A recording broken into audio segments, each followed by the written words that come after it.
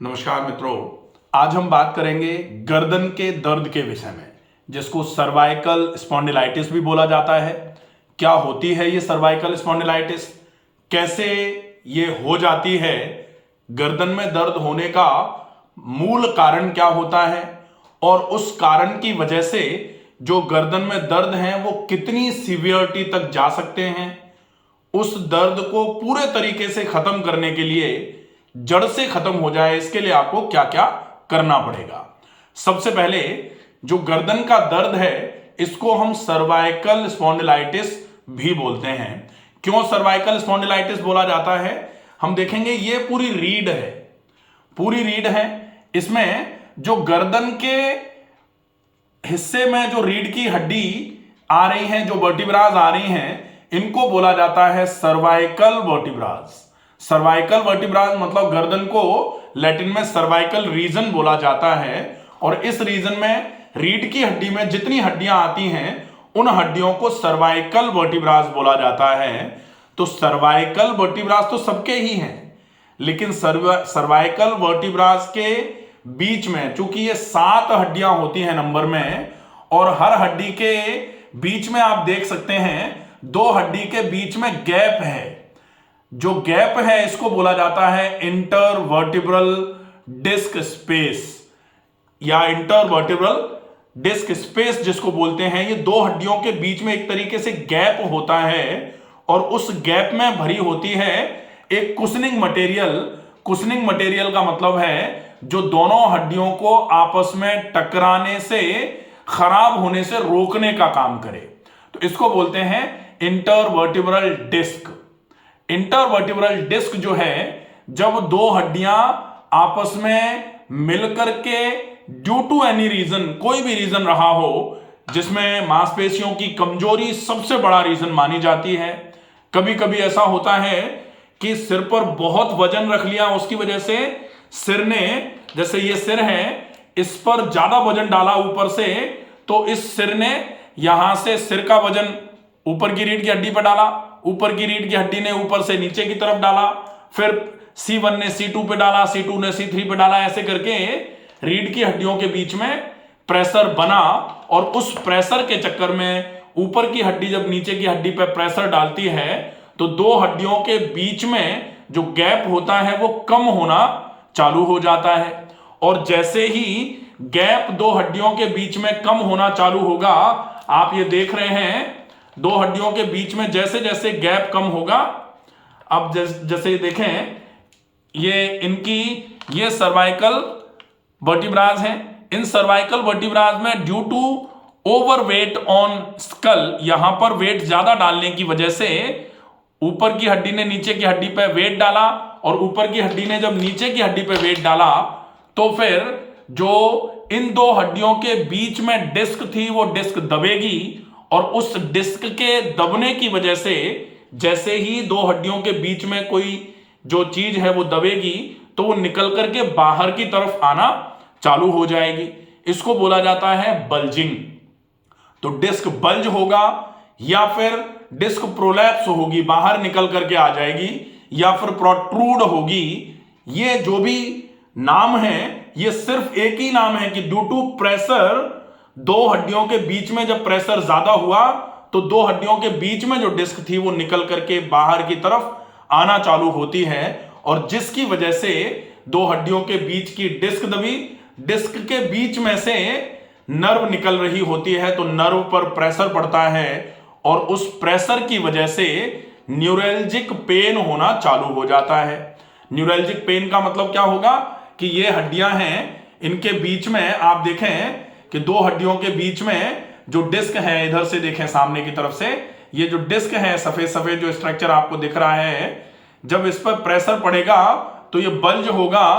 Pressure की वजह से जो बीच में से इसके नर्व निकल रही है उस पर प्रेशर आएगा और ये नर्व जहां जहां सप्लाई कर रही होगी वहां वहां पर इस नर्व के कोर्स में पेन होना चालू हो जाएगा। तो ऊपर के वर्टिब्रास के बीच में से जो नर्व निकल रही हैं, वो वर्टिब्रास के बीच में से जो नर्व निकल करके जा रही है वो सप्लाई देती हैं ऊपर की तरफ, सिर की तरफ।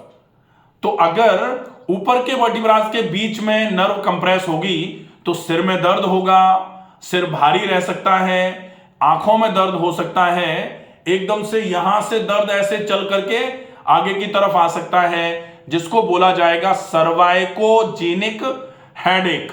मतलब दर्द तो सिर में हो रहा है, लेकिन कहां से जेनेसिस हो रही है उसकी, कहां से जनरेट हो रहा है वो जनरेट हो रहा है सर्वाइकल रीजन से। तो सर्वाइकल रीजन पर अगर अपर वर्टिब्रास के बीच में कंप्रेशन आएगा, उसकी वजह से पेन जो है वो ऊपर की तरफ रेडिएट होगा, ऊपर की तरफ जाएगा।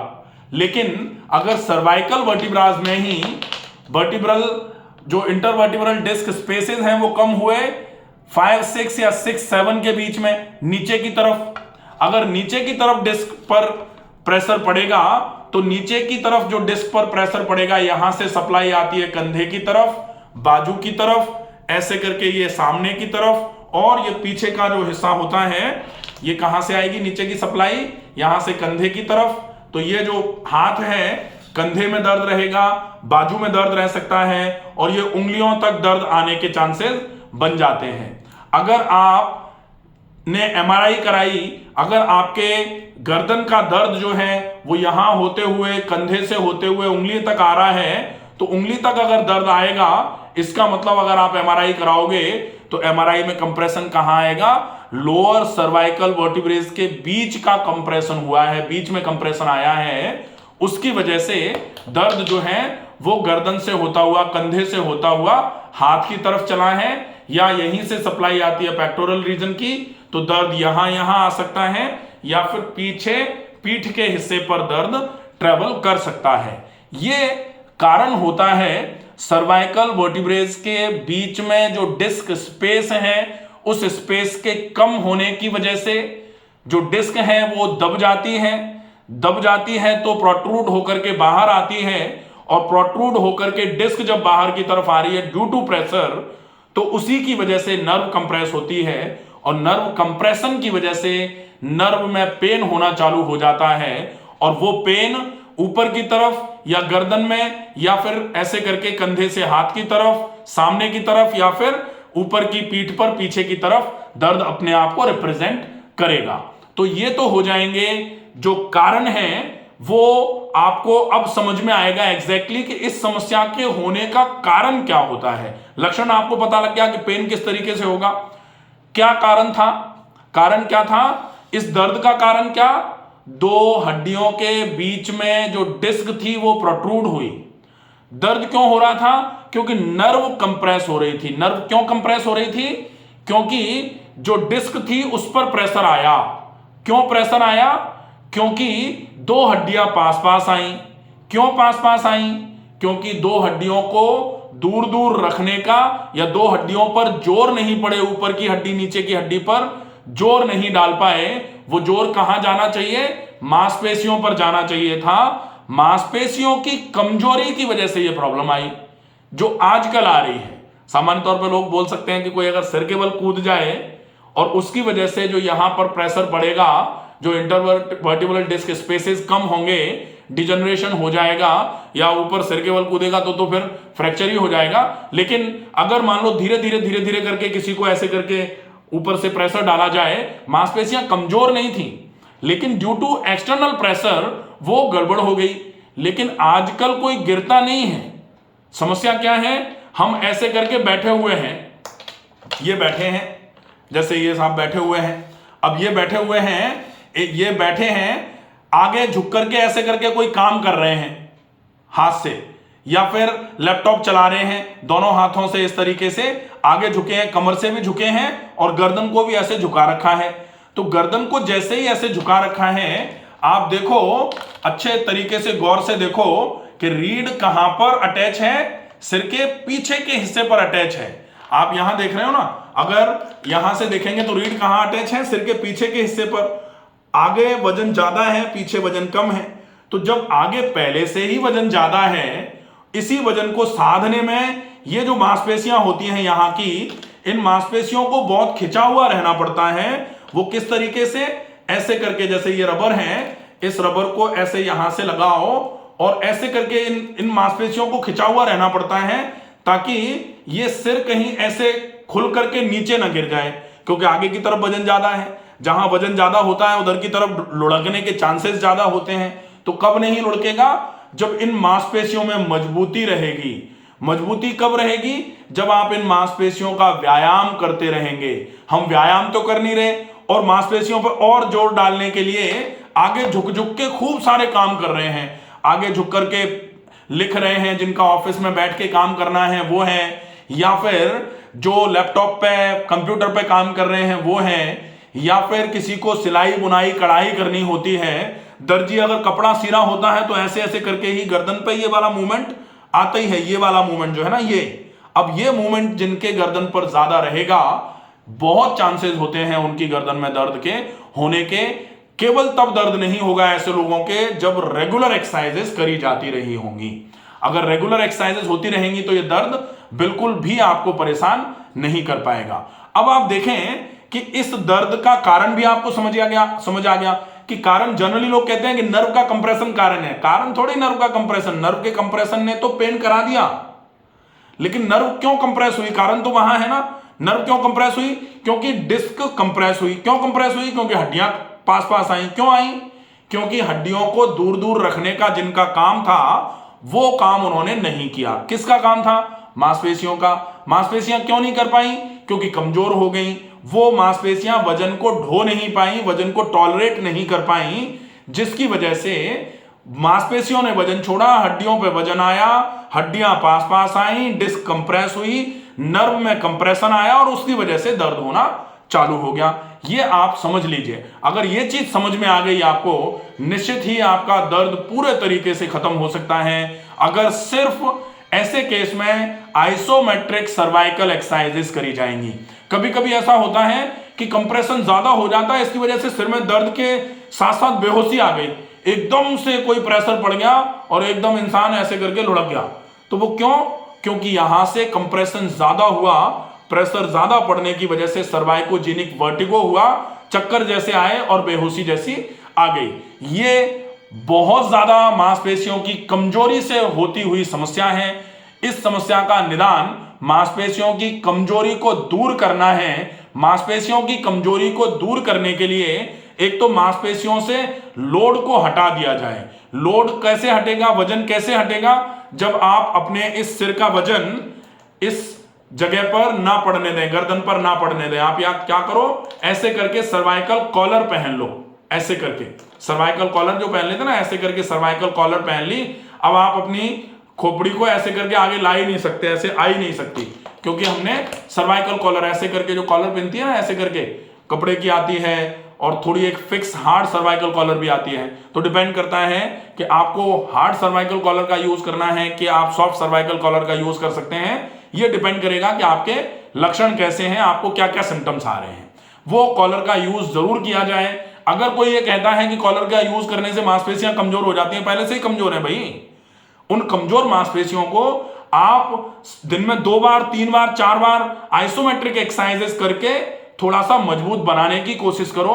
और जब वो एक्सरसाइजेस नहीं हो रही हैं, पूरे दिन में जो आपके सिर का, खोपड़ी का वजन है वो उन मांसपेशियों को फर्दर और कमजोर कराने का काम कर रहा है, वो काम ना हो इसके लिए आप पूरे दिन सर्वाइकल कॉलर पहन करके रहिए। ये बहुत ज्यादा जरूरी सबसे पहला ट्रीटमेंट है। इसमें क्या होता है?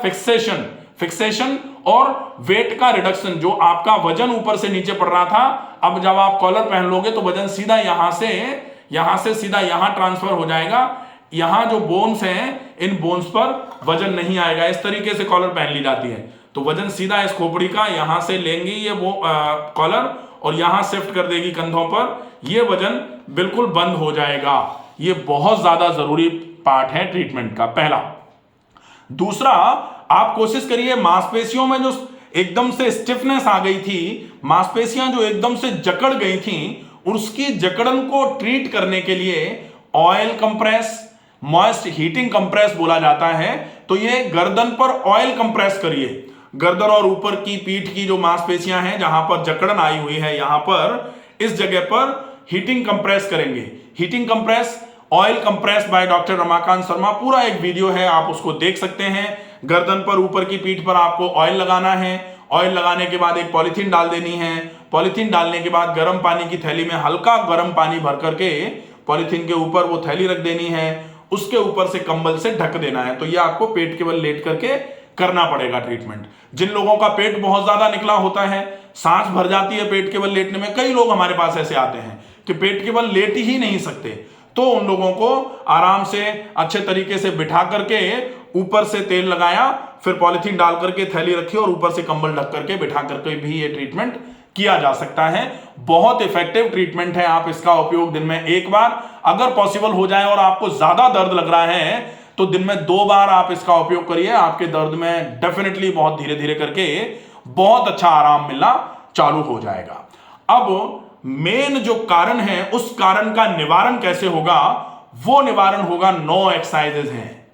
उन 9 एक्सरसाइजेज का उपयोग अगर आप सही तरीके से करेंगे तो डेफिनेटली ये दर्द पूरे तरीके से खत्म हो सकता है। इस दर्द को खत्म करने के लिए जो 9 एक्सरसाइजेज हैं उनका अलग से मैं पूरा वीडियो बना दूंगा। केवल उन एक्सरसाइजेज को आइसोमेट्रिक नेक एक्सरसाइजेज करके वो पूरा वीडियो होगा। उन एक्सरसाइजेज को देख करके अगर अपन फॉलो करेंगे, निश्चित ही आपका यहां से ये जाता हुआ दर्द, यहां से ये आता हुआ दर्द, सीवियर कंप्रेशन की वजह से सीवियर पेन आ रहा है, एकदम हाथ सूना पड़ जाता है, झंझनाहट होती है हाथ में, ये सारे के सारे दर्द आपके धीरे धीरे धीरे धीरे करके कम होना चालू हो जाएंगे। तो ये हो गया। अब व्हाट नॉट टू डू, आपको कोशिश करना है सिर पर वजन ना लिया जाए। वैसे आपका सिर का ही वजन नहीं ले पा रही आपकी गर्दन, तो सिर पर वजन तो लेने की बात ही नहीं आती, फिर भी कोशिश करना है वजन ना लिया जाए। क्या क्या करेंगे वजन ना लेने के लिए? आप हेलमेट नहीं लगा सकते, आप सिर पर वजन नहीं रख सकते किसी भी टाइप का, इसका विशेष ध्यान रखा जाएगा। दूसरा, आप गर्दन को आगे झुकाने से बचिए। गर्दन आगे झुकाएंगे तो दर्द बढ़ता रहेगा। गर्दन आगे आप बार बार झुकाने की आपकी आदत हो गई है तो फिर आप सर्वाइकल कॉलर पहन लीजिए। उसकी वजह से जब तक आप वो पहने रहेंगे आप गर्दन को आगे झुका ही नहीं पाएंगे। तीसरा काम जो बहुत ज्यादा जरूरी है वो होता है, आप कोशिश करके ज्यादा ऐसा ट्रेवल मत करिए जिसमें जो झटके जिसमें धचके लगते हैं, वैसा वाला ट्रेवल मत करिए। जैसे आप बाइक मत चलाइए। अगर कोई बहुत खरदरी वैसी वाली रोड है उस पर अगर आप गाड़ी से जा रहे हैं या बस में जा रहे हैं तो वो ऐसे ऐसे करके जो जर्क्स होते हैं ना, उन जर्क्स के समय में आपको अगर जाना मजबूरी ही है, वैसे तो कोशिश करिए ना जाएं, लेकिन अगर मजबूरी हो गई है आपकी तो ऐसे समय में आप सर्वाइकल कॉलर के बिना बिल्कुल भी ट्रेवल मत करिए। ये 3 चीजें आपको विशेष रूप से ध्यान रखनी है।